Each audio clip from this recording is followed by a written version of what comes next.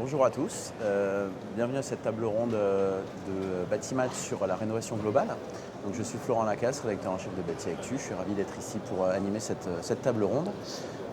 Avant de partir sur le sujet, donc rénovation énergétique, comment négocier le virage vers la qualité, comme on est sur Bati Actu, c'est l'actualité qui prime. Et l'actualité, c'est le Premier ministre Michel Barnier hier qui a commencer à esquisser, enfin plus qu'esquisser, à faire quelques annonces qui sont encore un petit peu vagues mais qui sont quand même significatives. Donc on va peut-être commencer par réagir là-dessus.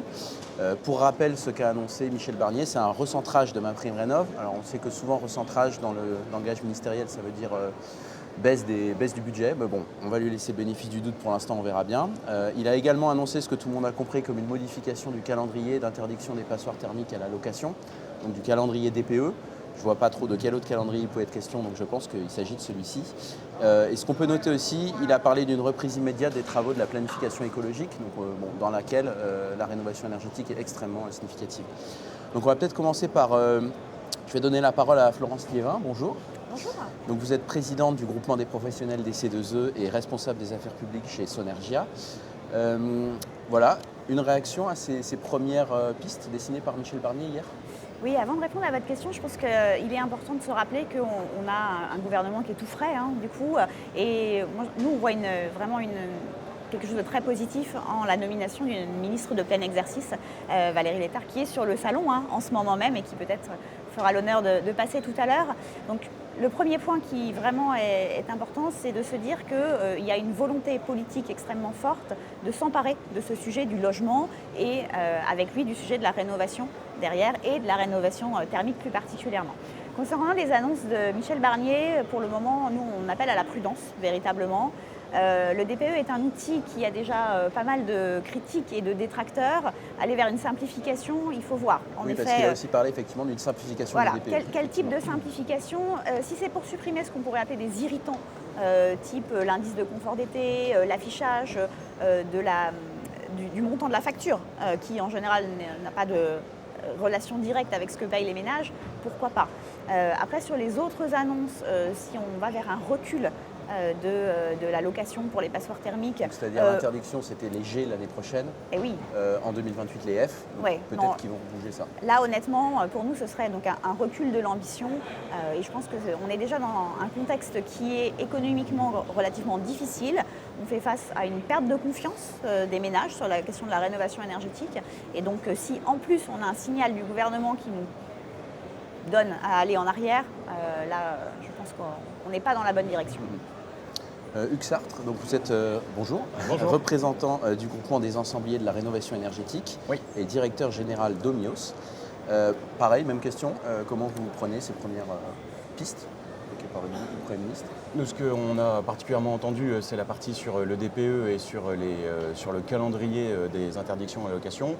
Sur la partie DPE, vraiment, la méthode de calcul 3CL qui est aujourd'hui utilisée, c'est une bonne méthode de calcul. Le travail fait par l'administration, par la DHUP notamment, sur cette méthode de calcul a été bien fait. Il y avait des effets de bord sur la partie eau chaude sanitaire pour des petites superficies, etc. Et ça a été pris en compte. Peut-être qu'on peut un peu mieux le prendre en compte, mais je pense que si on change trop régulièrement le baromètre, finalement, on ne sait plus quelle température il fait. Donc il y a une méthode, elle a plutôt bien fait ses preuves, ça fonctionne bien, les logiciels fonctionnent bien. Et en tant que professionnel qui le pratique tous les jours, je ne vois pas aujourd'hui de choses, de révolution à mener dans cette méthode de calcul qui a ceci de très intéressant de dire vous avez le bien A, vous avez le bien B, et en appliquant la même méthode de calcul, on est capable de comparer les deux biens entre l'un et l'autre. D'accord. Alors, effectivement, ça sort des consommations énergétiques attendues, par exemple, qui sont complètement ubuesques. Il y a une étude qui était sortie en début d'année qui montrait que, effectivement, la consommation, la facture énergétique annoncée sur le DPE n'avait rien à voir avec les factures réelles. Mais ce n'est pas finalement ce qui est important. Ce qui est important, c'est mon logement est là, quelle est ma stratégie pour l'amener là. Oui. Non, et puis ce calendrier, c'est vrai qu'il avait le mérite, au-delà d'exister, il avait le mérite d'apporter vraiment des choses de l'ordre de la contrainte. C'est forcément quelque chose qui drive un peu le marché. Alors ce calendrier, on va voir déjà s'ils ont la volonté de le bouger. Et après, je pense qu'au-delà de bouger le calendrier, on a des aménagements qui sont possibles. Ça m'arrive régulièrement de me présenter dans des appartements qui sont en G et où objectivement, la contrainte fait qu'on ne peut rien faire. La méthode 3CL fait que cet appartement sort en G.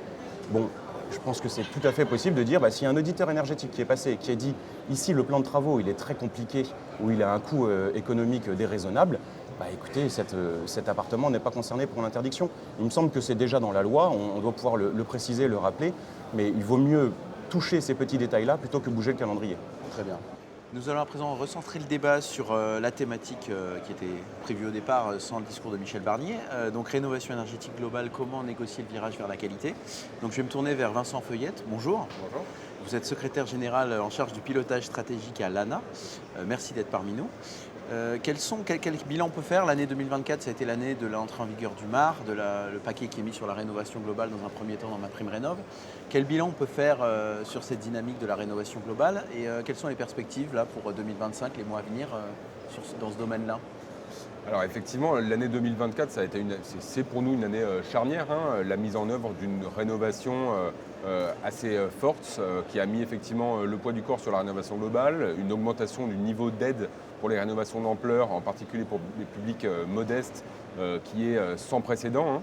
En face, ce dispositif de l'accompagnateur Rénov' sur lequel la montée en puissance est au rendez-vous. On est conscient qu'il y a encore de l'amélioration continue à faire pour fluidifier le process, professionnaliser ces acteurs, mais en tout cas, le volume d'acteurs disponibles est là pour répondre à la demande et les dynamiques en termes de dépôt d'aide sont réellement présentes pour tout ce qui est donc parcours accompagné pour la rénovation d'ampleur. On voit aussi des dynamiques sur les copropriétés, par exemple, qui continuent d'être très très bonnes. Et on est, nous, assez satisfaits de la complémentarité qu'on voit aujourd'hui entre les aides au geste et les aides à la rénovation globale, même si les aides au geste sont dans une dynamique qui est moins forte. Alors, pour tout un tas de facteurs, sûrement, les restes des périodes inflationnistes, une période politique instable qui sûrement aussi a empêché un certain nombre d'investissements et très probablement aussi un report d'un certain nombre de ménages vers des rénovations d'ampleur au vu des aides existantes. Pour 2025, on est, vous le savez, dans une période de discussion budgétaire, d'installation d'un nouveau gouvernement. Donc nous, on ne peut pas s'engager et de toute façon, on n'est pas décisionnaire. Après, l'ANA aujourd'hui défend une posture de stabilité. C'est toujours ce qu'on a défendu. On pense que c'est absolument nécessaire pour tout l'écosystème de la rénovation, du bénéficiaire aux acteurs intermédiaires, en passant bien évidemment par les professionnels de la rénovation. Et on pense que cette complémentarité qui est installée aujourd'hui, elle doit être pérennisée encore pour stabiliser les dispositifs, stabiliser les acteurs qui sont positionnés sur ces nouveaux dispositifs aussi, avant d'envisager de nouvelles évolutions vers des systèmes qui pourraient être optimisés. D'un point de vue aussi territorial, je crois que l'ANA l'an prochain va mettre en place un renforcement. Tout à fait, effectivement, l'ANA, il y a tout le dispositif MaPrimeRénov' des aides. À côté de ça, il y a France Rénov', la marque du service public de la rénovation de l'habitat, qui continue de s'installer dans le paysage.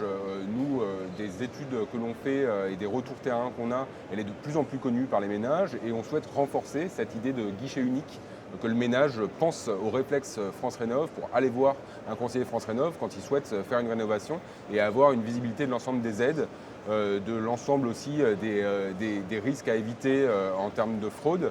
Et donc à partir de l'an prochain, il y a un renouvellement du contrat entre l'État et les collectivités territoriales pour renforcer ce réseau du service public de la rénovation de l'habitat avec dans les prochains mois, années, davantage d'espace conseil France Rénov', davantage de conseillers aussi pour renforcer ce tissu local qui est vraiment la porte d'entrée et au contact quotidien des ménages qui se posent des questions sur ces questions de rénovation.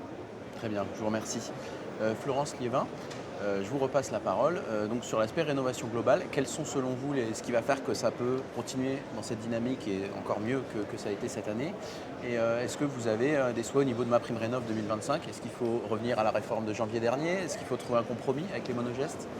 Je pense que je vais beaucoup paraphraser ce qui vient d'être dit par l'ANA. Globalement, on a, je pense, trouvé un point d'équilibre. Il y a une complémentarité qui est bonne à l'heure actuelle entre la dynamique des gestes qui, certes, n'est pas revenue peut-être à ce qu'on connaissait en 2023, mais qui est repartie. Et de l'autre côté, des chiffres sur la rénovation globale qui nous donnent raison d'espérer que la dynamique là est véritablement lancée. Donc la plus grave erreur de notre point de vue, ce serait de nouveau de changer les règles au 1er janvier 2025. Et c'est en ce sens qu'on est 29 signataires à avoir adressé un courrier à Michel Barnier pour appeler à cette stabilité que je viens d'entendre également de la bouche de l'ANA. Donc Nous, on a vraiment l'impression qu'il faut continuer. On est dans une bonne dynamique. Et ce qui est important, véritablement, c'est de ne pas opposer la rénovation globale d'un côté et le geste de l'autre. Tous les ménages ne sont pas au même point dans leur parcours de rénovation. On peut peut-être regretter, dans les pistes d'évolution qui ont été mentionnées, finalement, que ce qui a déjà été fait par le passé, on va dire l'existant, ne soit justement pas pris en compte au sein de la rénovation globale. Mais globalement, non, on ne peut nous qu'être, on va dire, globalement satisfait de la situation qu'on connaît actuellement et appelé à ne pas trop bouger parce qu'on est en train de perdre, certes, les ménages, mais aussi les professionnels. Et peut-être juste un dernier mot, le meilleur exemple que je peux prendre pour appuyer cette affirmation, c'est la dynamique, ou plutôt l'absence de dynamique sur la vente des équipements de chaleur renouvelable. On est quand même sur un quasi moins 40% d'équipements en pompe à chaleur. Sur la biomasse, j'en parle même pas, on a explosé, on est à 60-70%. Qu'est-ce que ça veut dire derrière? Ça ne veut pas dire que les Français, ils n'ont plus forcément envie d'y aller. Mais ça veut surtout dire que les installateurs qui sont parmi les premiers prescripteurs, ils en ont aussi un peu marre que ça change tout le temps et que les règles MPR, les règles C2E ne soient pas dans de la stabilité. Ils ont eu ce message depuis le début de l'année qui est de dire mais finalement, vous savez quoi, vous avez une pompe, vous avez une chaudière gaz, vous avez une chaudière fuel, ben, on va la remplacer par globalement la même chose avec une meilleure performance parce que comme ça il n'y aura pas de souci, ce sera plus simple. Ça c'est la catastrophe en revanche. Donc restons sur de la stabilité et ça devrait mieux se passer. Merci. Hugues Sartre, est-ce que vous êtes sur le même karma, si je puis dire, au niveau de la rénovation globale? Je vais rebondir directement sur ce que disait Florence. Je parlais de la méthode 3CL tout à l'heure. Elle a un biais sur la partie chauffage qui peut expliquer notamment la baisse sur la partie biomasse. C'est que vous faites une rénovation globale, vous partez d'une maison en G, on réalise tous les postes d'isolation, vous gagnez, on va dire, 2 classes. Vous mettez une chaudière biomasse, vous êtes capé à 2 classes. Vous mettez une pompe à chaleur, vous passez à 4 classes. Et un des effondrements sur la biomasse, c'est cette méthode de calcul qui aujourd'hui favorise la pompe à chaleur de manière évidente. Pour vous dire, dans un des logiciels les plus utilisés qui s'appelle Liciel, la case recommander une pompe à chaleur en scénario 1, c'est une case qui est cochée par défaut. Il n'est pas possible, nativement dans le logiciel, de rajouter une chaudière biomasse. Et si vous le faites, nous on fait beaucoup de biomasse, on travaille avec Cocofun, on en est très fiers, c'est une très belle marque. Et quand vous voulez rajouter une chaudière biomasse là-dedans, vraiment, il faut être déterminé. Il faut vraiment le vouloir. De manière générale, sur la rénovation globale, ce que je vois sur 2024, c'est que sur le passage à l'acte des ménages, ça marche. Aujourd'hui, on a plus de ménages qui décident de s'engager dans un parcours important que les autres années. Pourquoi ? Parce que les personnes qui nous appellent en disant bah voilà, j'ai ma chaudière qui arrive en fin de vie, j'anticipe, j'ai entendu parler de la pompe à chaleur, ça m'intéresse, ou on voudrait faire l'isolation, etc. On leur dit bah effectivement, si vous faites ce geste-là, voilà quel est le niveau d'aide auquel vous pouvez prétendre. En revanche, si vous y rajoutez un bouquet de travaux, vous allez avoir entre 40 et 90% de couverture de la dépense. C'est très incitatif. Et là, forcément, les ménages, je suis d'accord avec vous, le montant de subvention légalement distribué n'a jamais été aussi important. Donc les ménages ne s'y trompent pas et plutôt que d'aller dans une démarche monogeste, ils vont naturellement vers une démarche d'accompagnement global. Pour ça, il faut avoir les interlocuteurs en face et c'est ce que nous, on essaye de faire en tant qu'ensemblier, c'est d'apporter une réponse globale sur tous les postes de travaux, chauffage, isolation, ventilation, solaire. On est capable d'intervenir là-dessus. En revanche, le frein auquel on est confronté aujourd'hui, c'est cette séparation qui est faite entre la prescription et la réalisation, dans le sens où nous, on ne l'a jamais opposé, puisque la partie prescription, c'était natif dans nos entreprises. On avait des qualifications d'audit énergétique et aujourd'hui, quelque part, en 2024, on nous a demandé soit vous êtes une entreprise qui réalise des travaux, soit vous êtes une entreprise qui fait la prescription. Et cette opposition, pour nos entreprises qui avons aggloméré toutes les compétences pour réaliser tous les postes de travaux, finalement, elle vient ralentir notre processus. Et si on parle de massification et qu'on cherche à atteindre des objectifs, si on peut nous libérer les mains sur cette contrainte de séparation, on serait capable d'aller plus vite, de déposer plus de dossiers, finalement de moins perdre les clients. Parce que quand il y a quelqu'un qui nous appelle et qu'on lui dit écoutez, la première étape c'est que vous fassiez un MAR, ensuite moi je viendrai, je ferai un devis, et il faudra que je me mette d'accord avec le MAR pour que son audit soit cohérent avec mon devis, etc. C'est pas exactement la partie la plus simple. Donc on est très content du fonctionnement dans le sens où pour les ménages, ça fait passer à l'acte. En revanche, sur les modalités, c'est pas de l'ordre législatif, c'est peut-être plus du règlement intérieur ou de la réglementation au niveau de l'arrêté. On a des aménagements qui sont possibles pour continuer de libérer les initiatives. Après, il faut évidemment garder cette stabilité réglementaire. la modification au 1er janvier 2025 sur les monogestes, je ne suis pas sûr que si on laisse le texte comme il est prévu, c'est-à-dire qu'on récupère le DPE obligatoire pour tous les dossiers, et lorsque vous êtes en F et en G, vous êtes obligé de passer en parcours accompagné. Bon, je ne suis pas sûr que si on retirait cette contrainte, ça ferait exploser le nombre de monogestes, eu égard au premier argument que j'ai dit, qui est que les gens préfèrent aller en rénovation d'ampleur. Donc, il y a des textes, ils sont déjà existants. Si on peut travailler sur les aménagements, on va dire, du quotidien, plutôt que de rechanger ces règles-là, moi, ça me paraît plutôt cohérent. Finalement, la stabilité, c'est de ne pas changer les textes qui sont déjà annoncés depuis plusieurs mois. Très bien. Eh ben, merci à tous et toutes pour cette table ronde. Donc voilà, si je résume, il y a quand même beaucoup de positifs qui en ressort, même s'il y a des points de progression. Peut-être le gouvernement qui vient fera bouger les lignes. Merci à tous et toutes d'avoir regardé cette table ronde. Et puis bon salon et puis bonne suite d'éditions spéciales puisqu'on a d'autres interviews qui arrivent derrière.